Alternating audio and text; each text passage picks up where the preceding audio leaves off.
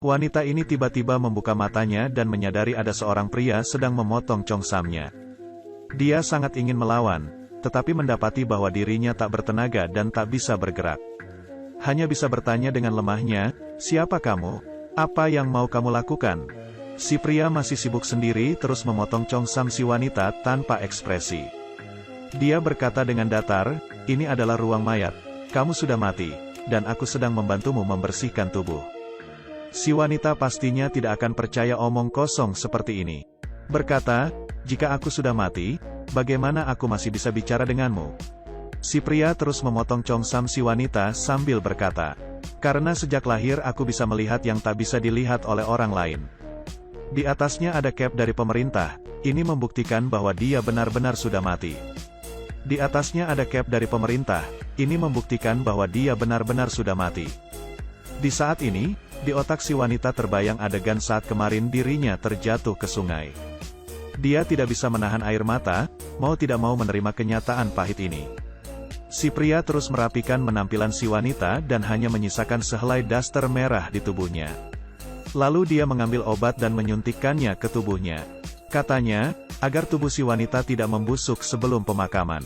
Kemudian si wanita kehilangan kesadaran. Waktu terbangun lagi, dia menyadari dirinya bisa bergerak. Oleh karena itu, mulai meragukan lagi apakah dirinya benar-benar sudah mati. Dan saat si pria pulang, dia memegang jarum suntik dan mengancam agar membiarkannya pergi. Si pria tidak panik sama sekali, dia seperti sudah terbiasa dengan hal seperti ini.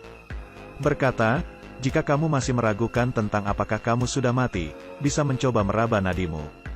Si wanita segera meraba nadinya, dan menyadari bahwa benar-benar sudah berhenti berdetak.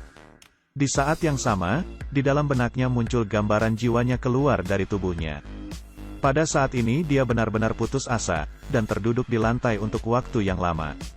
Setelah si pria pergi, muncul dua orang wanita berdaster di depan si wanita. Mereka tiba lebih awal ke tempat ini dibanding si wanita dan melihat hal yang barusan terjadi. Dan menenangkan si wanita, berkata, "Waktu kami baru datang juga sama denganmu, tapi kamu harus belajar untuk menerima kenyataan." Mulai dari saat itu, apapun yang dilakukan si pria kepadanya, dia tak pernah melawan, dan perlahan dia mulai menerima kenyataan bahwa dia sudah mati. Tetapi terjadi sesuatu hal yang di luar dugaan, membuat si wanita meragukan lagi bahwa dirinya sudah mati. Di malam ini, ada seorang suster yang karena ada barang yang terjatuh ke lantai bawah tanah. Jadi turun ke bawah untuk mengambilnya dan mendengar ada suara dari kamar mayat. Oleh karena itu, dia mengintip dari lubang kunci, dan melihat bahwa si wanita hidup kembali. Sangat mendadak, sehingga membuatnya terjatuh dan berteriak kencang. Dan suara teriakannya terdengar oleh si wanita yang ada di dalam ruangan. Oleh karena itu dia juga mengintip dari lubang kunci dan melihat suster yang panik. Dan mendengarnya terus berteriak, "Ada hantu." Jelas, si suster melihatnya barusan. Tetapi jika dia memang hantu, bagaimana mungkin si suster dapat melihatnya? Dia berpikir seperti itu, kali ini dia yakin bahwa dirinya belum mati, dan berteriak minta tolong. Tetapi makin dia berteriak, si suster makin ketakutan dan kabur dengan cepat dari lantai bawah tanah. Dia menceritakan hal aneh ini kepada kakaknya saat pulang ke rumah. Kakak si suster adalah tunangan si wanita, biarpun dia tahu bahwa bangkit dari mati adalah hal yang tidak masuk akal. Tetapi dia tetap memutuskan untuk memeriksa hal ini ke rumah sakit besok pagi. Dan saat ini, si wanita memutuskan untuk menolong dirinya sendiri, saat si pria pulang kembali. Dia berpura-pura lemah dan meminta si pria memeluknya, dan diam-diam mencuri kunci dari baju si pria. Waktu si pria pergi, si wanita segera membuka pintu kamar mayat.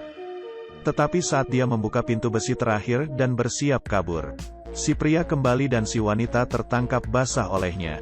Kali ini si pria tidak berpura-pura lagi dan memberitahu si wanita bahwa dia memang belum mati. Si wanita naik pitam, kemudian mengambil botol dan bersiap untuk melawan si pria. Tetapi saat si wanita berlari ke depannya, kelihatannya si pria tidak melakukan apapun. Si wanita langsung pingsan dan terjatuh di pelukan si pria. Seolah-olah si pria memiliki suatu kemampuan misterius.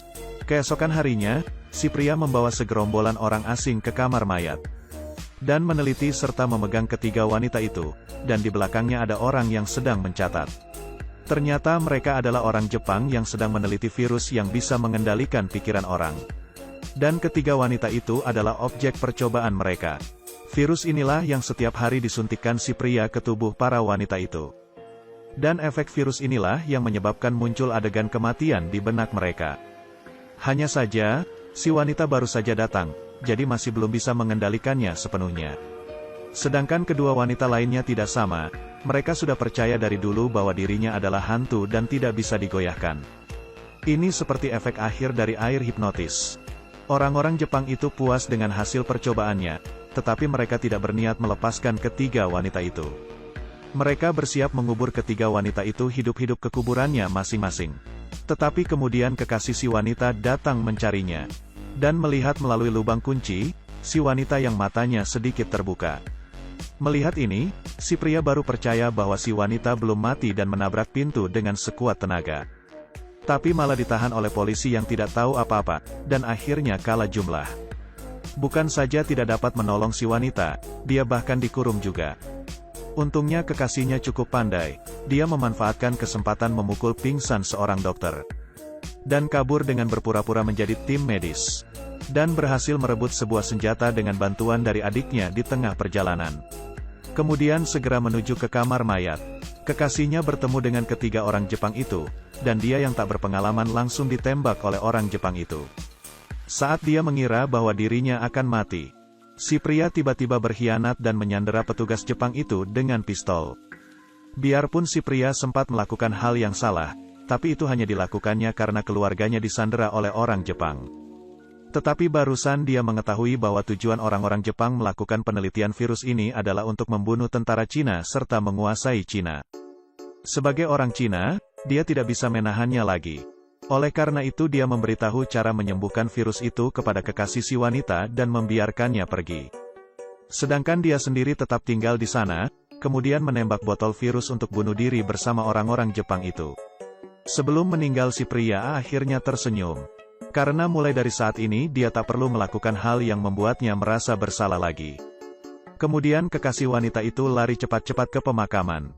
Saat ini, si wanita sudah setengah terkubur, oleh karena itu dia segera membuka tutup peti. Setelah kekasihnya menyuntikkan obat kepadanya, tak lama kemudian dia membuka matanya. Dan dia bangkit dari mati di depan banyak orang. Akhirnya, si wanita dan kekasihnya berpelukan erat di depan semua orang. Dan mendapatkan akhir yang sempurna. Film ini berjudul, I1 Gui Men Guan, I0, yang didasarkan dari peristiwa nyata selama Perang Anti-Jepang.